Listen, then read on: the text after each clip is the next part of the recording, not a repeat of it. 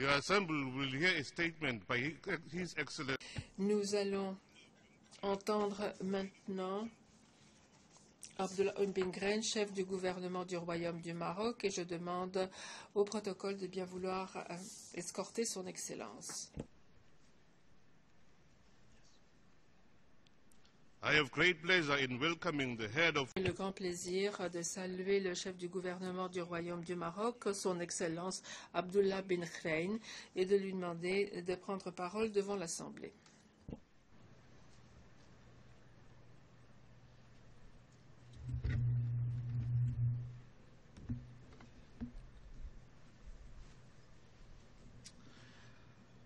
Bismillah ar-Rahman ar-Rahim.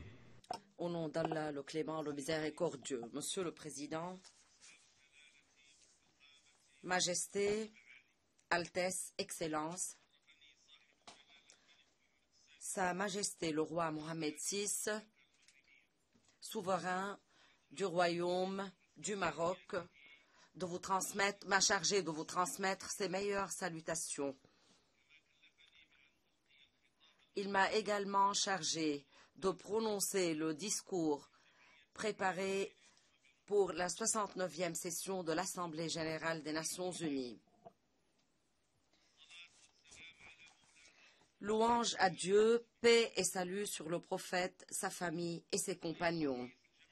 Monsieur le Président de l'Assemblée générale des Nations unies, Majesté, Altesse, Excellence, Mesdames, Messieurs, je suis heureux de prendre part à la 69e session de l'Assemblée générale des Nations unies, pour laquelle vous avez proposé, Monsieur le Président, comme thème focal, la question du développement humain durable pour l'après 2015. C'est un choix pertinent qui s'inscrit au cœur des priorités de notre organisation et qui constitue un point de rencontre où convergent les considérations économiques, sociales, environnementales, sécuritaires et politiques. Il m'est donc paru opportun de consacrer mon allocution à ce sujet important.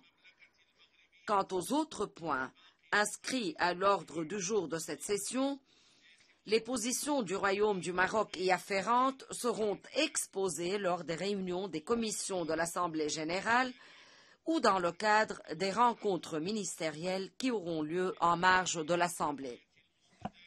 La réalisation du développement durable constitue l'un des défis les plus pressants pour l'humanité entière.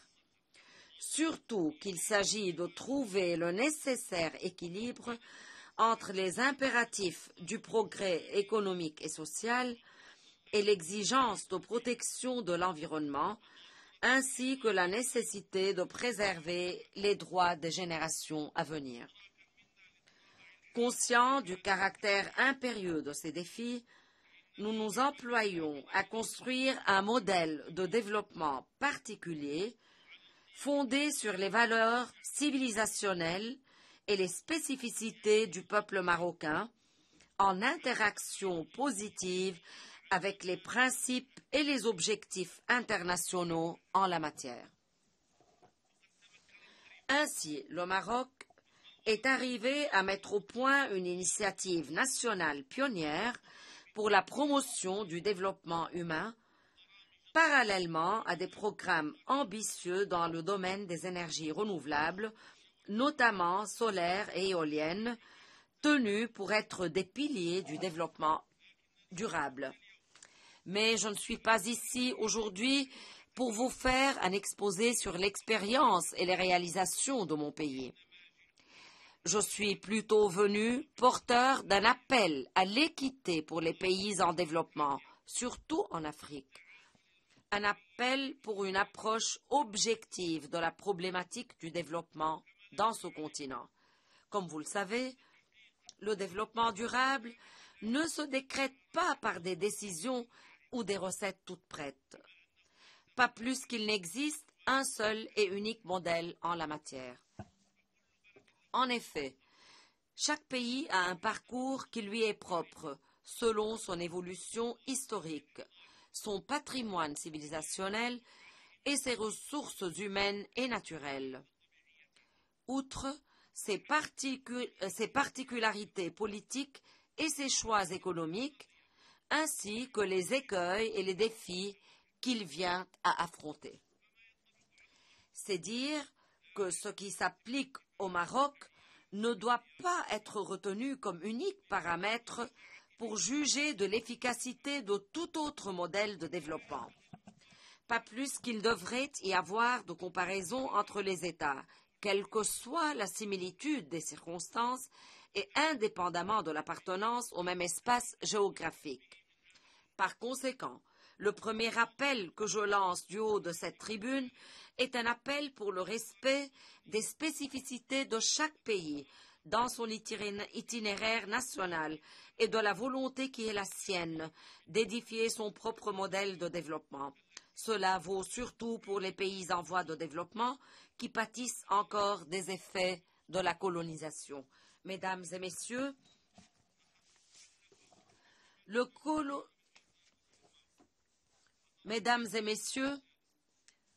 le colonialisme a causé de grands préjudices aux États qui en ont subi la tutelle.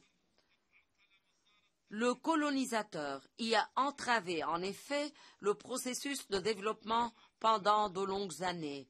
Il a exploité leurs richesses et les potentialités de leurs enfants, tout en altérant en profondeur les coutumes et cultures respectives de leur peuple. Il a instillé les ferments de la division entre les enfants d'un même peuple et planté les germes du conflit et de la discorde entre les États du voisinage.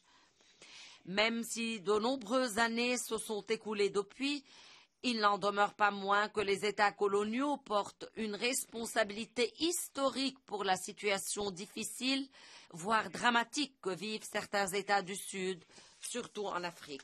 Aujourd'hui, après tous ces effets pervers, ces États n'ont pas le droit d'exiger des pays du Sud un changement radical et rapide selon un schéma étranger à leur culture, leurs principes et leurs atouts propres, comme si le développement ne pouvait se réaliser qu'à l'aune d'un modèle unique, à savoir le modèle occidental. Après ce constat, j'en arrive au deuxième appel que j'adresse à la communauté internationale. Il faut davantage de réalisme et de sagesse dans les rapports avec ces États, dont il faut comprendre les circonstances ayant marqué leur parcours respectif vers la démocratie et le développement. Mais certains États occidentaux qui n'ont demandé l'autorisation de personne pour coloniser les pays du Sud, au lieu d'apporter le soutien nécessaire aux peuples de ces pays, s'obstinent à leur imposer des conditions drastiques qui entravent leur évolution naturelle vers le progrès. Mieux encore, les États occidentaux et les institutions qui en dépendent ne savent que donner des leçons à profusion et, dans le meilleur des cas, prodiguer quelques conseils. Quant au soutien qu'ils concèdent, il est très faible et systématiquement soumis à conditions. Plus encore, ils exigent des États du Sud qu'ils réalisent la stabilité et le développement dans des délais très limités, selon des modalités déterminées qui leur sont imposées sans tenir compte des parcours respectifs et des particularités nationales de ces États. La stabilité ne saurait se réaliser sans développement, et le développement n'est possible que dans la stabilité, mais ils sont l'un et l'autre liés au respect de la souveraineté et de l'intégrité territoriale des États, des cultures et des coutumes de leur peuple, et aux conditions qui leur sont assurées pour mener une vie libre et décente. De même, l'opération de notation et de classement de ces États selon les paramètres en vigueur actuellement suscite de nombreuses interrogations. Ces critères ont montré leurs limites et souvent leur décalage par rapport à la réalité des États du Sud, ainsi que leur incapacité à présenter une image objective au niveau du développement, sur le niveau de développement humain dans ces pays. Or, ces aides, déjà faibles malheureusement, sont accordées souvent sur la base de ces classements et à des conditions intenables. Nous préconisons par conséquent que le capital immatériel figure désormais parmi les principaux critères de mesure et de classement de la richesse des États. Comme l'affirment les études effectuées par la Banque mondiale, le capital immatériel repose sur une série de données liées au vécu des populations, telles que la sécurité et la stabilité, les ressources humaines, ainsi que le niveau des institutions et la qualité de la vie et de l'environnement. Ces données ont assurément un grand impact sur l'élaboration des politiques publiques. C'est dire que l'évolution des États ne devrait être assujettie à aucune notation ou classement. En revanche, elle devrait être perçue et traitée comme un processus historique, se fondant sur les accumulations positives de chaque pays dans le respect de ses spécificités. Mesdames, Messieurs, évoquer les effets négatifs du passé colonial ne revient pas à intenter un procès contre qui que ce soit.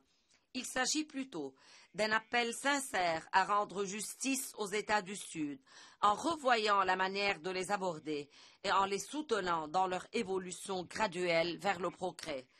J'ai déjà affirmé dans mon discours à Abidjan en février dernier que l'Afrique n'avait pas tant besoin d'aide humanitaire que de partenariats mutuellement bénéfiques.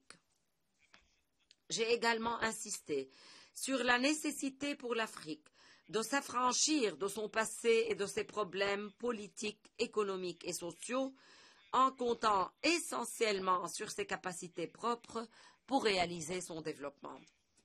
Le Maroc en a donné une illustration tangible en signant des accords importants avec un certain nombre de pays africains frères.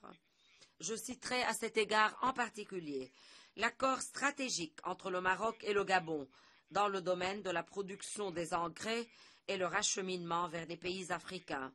C'est un arrangement qui est de nature à conforter le processus de développement et à garantir la sécurité alimentaire dans le continent, d'autant plus que l'Afrique dispose d'une grande réserve de terres non exploitées, représentant 60% des terres en friche à l'échelle mondiale. C'est là un modèle original de coopération entre pays du Sud qui met en relief la capacité de nos États à faire avancer l'Afrique en faisant en sorte qu'elle puisse compter sur elle-même et mettre en valeur les ressources naturelles de ces pays. Comme vous le savez, mesdames et messieurs, le développement ne se réduit pas à de simples projets et crédits financiers, pas plus que le sous-développement n'est consubstantiel aux États du Sud.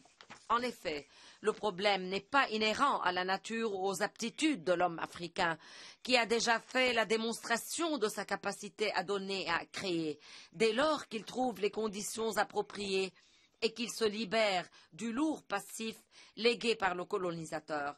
De même, le problème de développement en Afrique n'est pas lié à la nature de la terre ni au climat, malgré ses rigueurs dans certaines régions. Il est plutôt imputable à une dépendance économique enracinée et à la faiblesse des soutiens et des sources de financement, ainsi qu'à l'absence d'un modèle de développement durable. Par conséquent, l'assistance apportée à ces États n'est ni un choix facultatif, ni une faveur ou un acte de générosité. C'est plutôt une nécessité, voire un devoir, bien que ce dont les peuples ont besoin en réalité,